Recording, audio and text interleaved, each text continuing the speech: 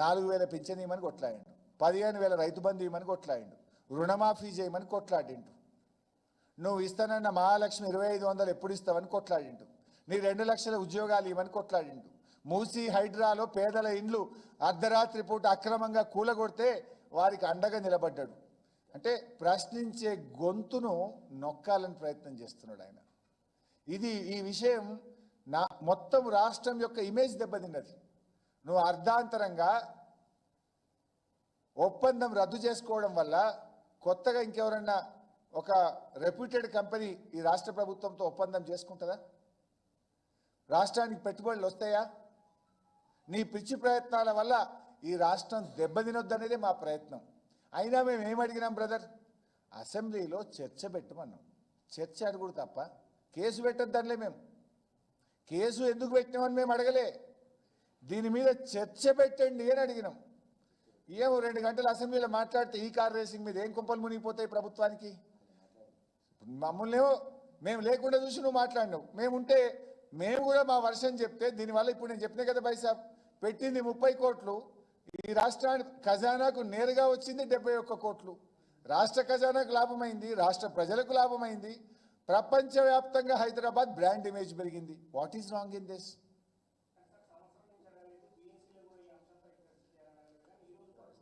C బైసాబ్, మంచి ప్రశ్న. నువ్వు అరెస్ట్ చేస్తావని మాకు కలబడుతుందా? నువ్వు కేసు పెడతావని మాకు కలబడుతుందా? నువ్వు దీని మీద విచారణ జరిపిస్తా అని కేసు పెట్టా అని బీఆర్ఎస్ పార్టీకి ఏం కలబడదు కదా. మేము బీఏసీ మీటింగు పోయినాడు ఈ అంశం లేదు కదా చర్చ.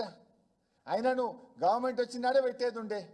ఆ సంస్థ ప్రతినిధులు నేను కలిసింది కదా, ఆ రోజు ఎందుకు కేసు పెట్టలే? ఏడాది తర్వాత ఎందుకు కేసు పెడుతున్నావు? అంటే ఈ ఏడాది కాలంలో నీ ప్రభుత్వం ఫెయిల్ అయింది. నీ ఫెయిల్యూర్స్ను అడుగడుగున కేటీఆర్ బీఆర్ఎస్ పార్టీ ప్రశ్నిస్తుంది కనుక నువ్వు ఇలా కేసు పెట్టినావు. మరి కేసు పెట్టినప్పుడు మేము చర్చించామని మేము అడిగాం. తప్పేముంది పైసా? బీఏసీ మీటింగ్ జరిగినాడు నువ్వు కేసు పెట్టలే కదా.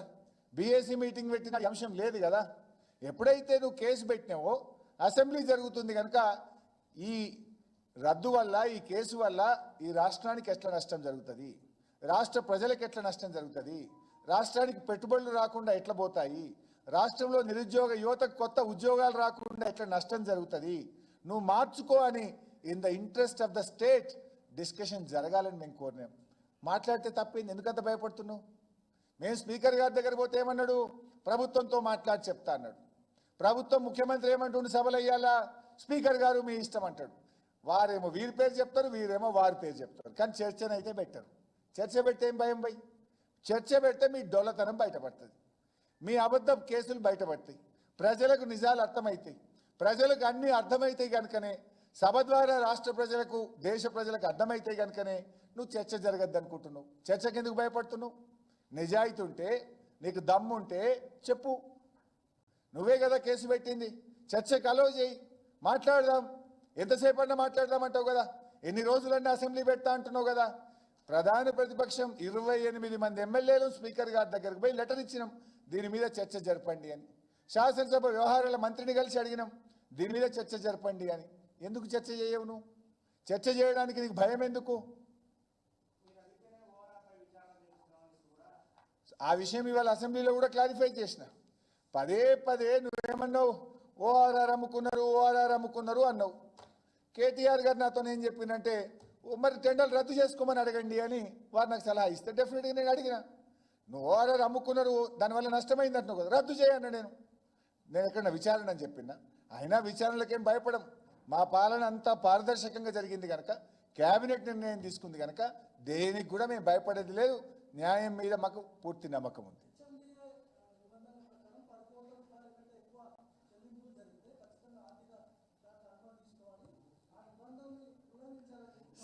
వైసాబ్, హెచ్ఎండిఏ నిబంధనల ప్రకారం 10 కోట్లు దాటితే గవర్నమెంట్ నిర్ణయం తీసుకోవాలి.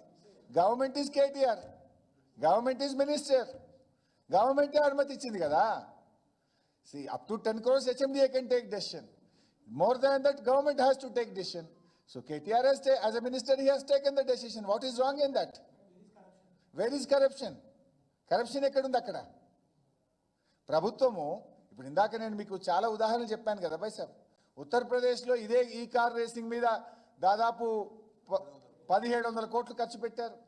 నిన్నగాక మొన్న తమిళనాడు ఇదే ఈ కార్ రేసింగ్ మీద 40 కోట్లు ఖర్చు పెట్టింది. మహారాష్ట్ర